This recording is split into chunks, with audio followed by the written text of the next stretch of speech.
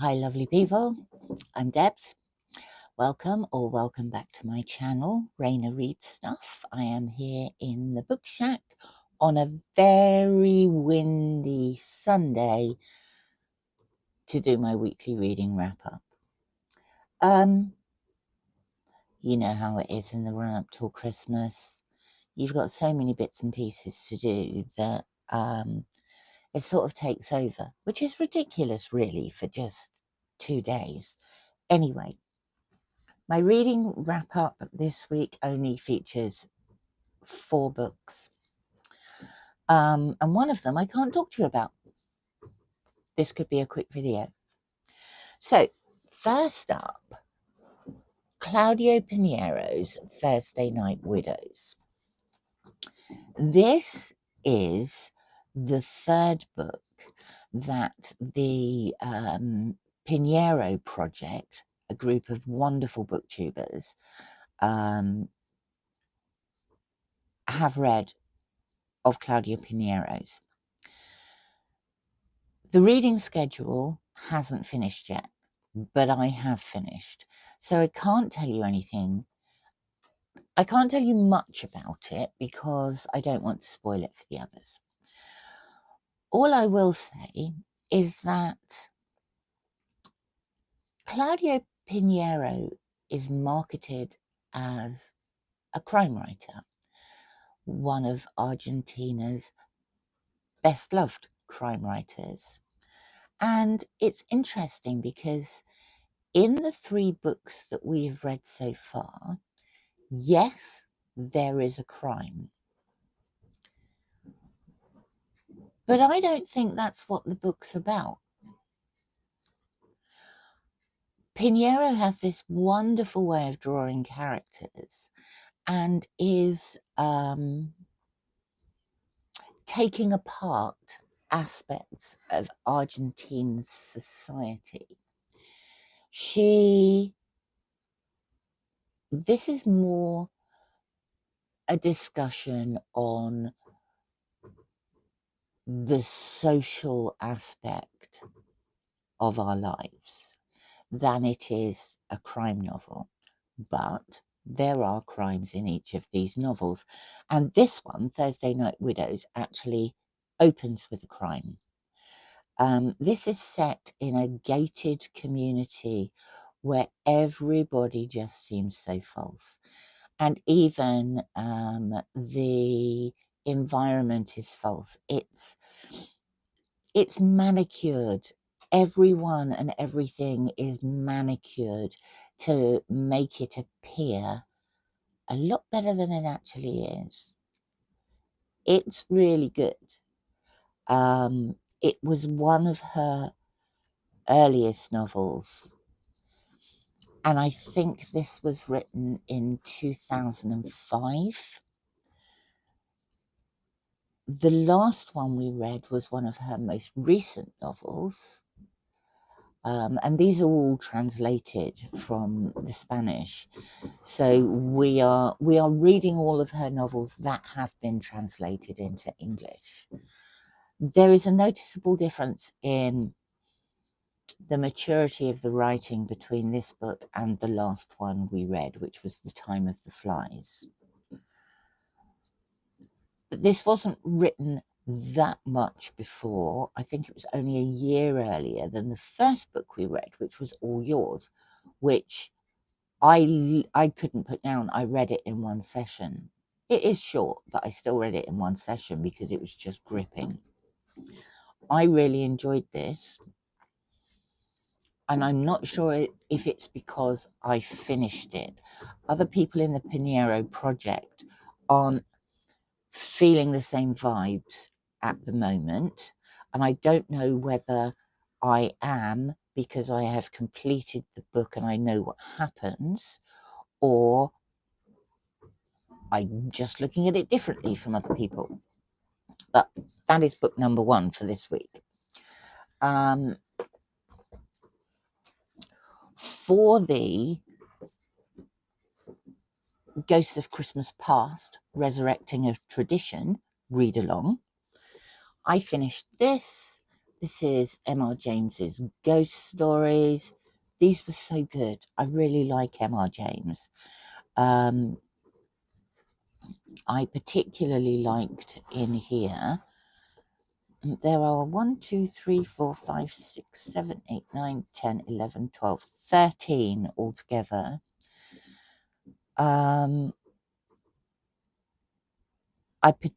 The Mezzotint I mentioned last week. I love that story. I think it's great. I also really enjoyed The Ash Tree and Casting the Runes and number 13. But they were all good. They are all good. So I'm enjoying the ghost stories reading this month. Vin at Revenant Reads set up this reading event. I'm one of the co-hosts. I'll list everybody else down below, but it's so good. I'm just having so much fun. Now, looky. William Makepeace Thackeray's Vanity Fair. Isn't that a fabulous cover? I really like that cover. I was meant to read this in October. Mark from Book Time with Elvis had set up a reading group. And I got a couple of 100 pages in, and then it just, I don't know what it was. I just couldn't get into it. And so I didn't read it for about 6 weeks. And I picked it up again and started reading it properly. And I absolutely loved it.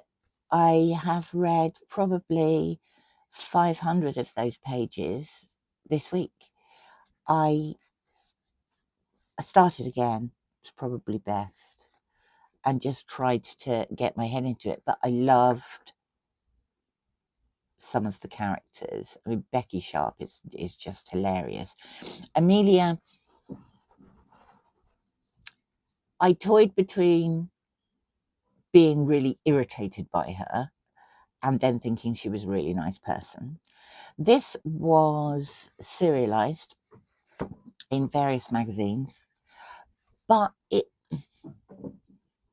doesn't come across as wordy as things that I've read that have been serialized by, for example, Charles Dickens. Where you get the obvious, I'm paid per word, therefore there's going to be lots of words. Although this is a big book, it runs to 800 pages. I don't think it dragged it out as much. I really enjoyed it. I love Captain, Major, Lieutenant Colonel, by the end of it, Dobbin. George Osborne was a complete pain in the butt. But the characters were great. They were. This is very satirical. It's taking the worst bits of Victorian society and shining a light on them. But I think the style of writing is a lot easier than Dickens as well. At least I find it so. Anyway, I have finished Vanity Fair. I am very pleased. I'm sorry it took me so long. I don't know why I couldn't get into it in October, but it just wasn't doing it for me. The final book I have read this week is a book called Tsotsi. It's by Athol Fugard. Now, Athol Fugard is a dramatist. He's worked on things like Gandhi and The Killing Fields. He is a South African. He was born in South Africa of an English father and Afrikaans mother. He spent some year, part of his life living in England, but this is his only novel, and it's got quite a story behind it. His he and his wife were returning to South Africa from England in late 1960.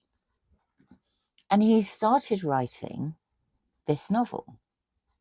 Now, Tsotsi means thug in Afrikaans. And he started writing about this young man called Tsotsi. I struggle to say that, who is the leader of a gang that goes around basically robbing and killing people. But then he abandoned it.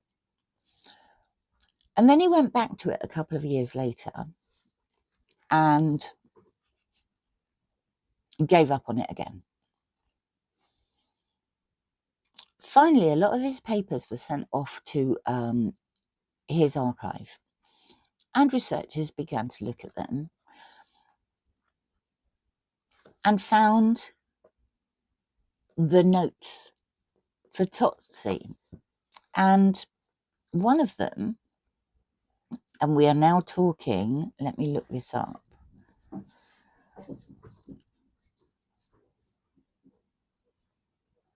We're now talking 1978. So bear in mind, the notes were first started for this novel in 1960. A guy called Stephen Gray found it and asked permission to edit it for publication, and Fugard agreed. And in 1979, Fugard then read the completed novel for the first time, and it was then published. At the back of this book, there are the original notes that Fugard had made in 1960, or some of them, excerpts from them. So, Tsotsi is about this young gang leader in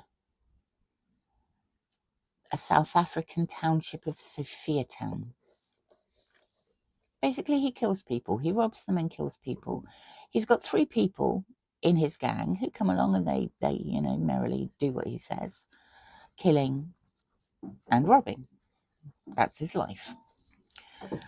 One of the people in his gang is quite educated. He's been educated to, sort of high school level. And he starts asking a lot of questions of Tsotsi, like what his real name is. But he doesn't know. He gets angry with Boston because he doesn't know the answers to those questions. And then one day, he is roaming the streets looking for something untoward to do, comes across this woman, and she thrusts a shoebox at him and then disappears. When he opens this shoebox, there's a baby in it. And this baby starts stirring memories for Tsotsi. This is I really enjoyed this. It's quite disturbing. It's about someone stuck in a situation where he can't remember any other way of living his life, and how that can change. But it's a sad story. It's really moving, and it's really powerful, and I really enjoyed it. And it's one for my Read Around the World project, being a South African author and a work about South Africa as well. So yeah, that was great. So with the Read What You Own challenge, because I'm only doing physical books, only these count. I am currently up to 42 books, which puts me slightly behind where I wanted to be. I want to try and get to 50 books crossed off by the end of December. So I've got 10 days, 8 books, and Christmas in the middle. Not sure how that's going to work at the moment. But I can always read more in January. So I'm doing quite well. I've read nearly 11,000 pages so far. So I'm a third of the way. Yeah, I'm a third of the way through on the page count, and I'm about a third of the way through on the books as well. That's not too bad, is it? Anyway, that's it from me today. It's a short one. All that remains is for me to wish all of you the most wonderful festive season. Happy Christmas if you celebrate Christmas. Happy end of December-ish if you don't celebrate Christmas. I just hope you all have a wonderful week. I am spending the festive season with my family down south, and a very kind friend has lent me a car to enable me to do that. So I am very grateful to her. Have a lovely week, whatever you're doing. Hope you get some good bookish gifts. That would be nice, wouldn't it? I shall speak to you soon. Thank you for stopping by. I'm always glad to see you, and have a wonderful week. Bye for now.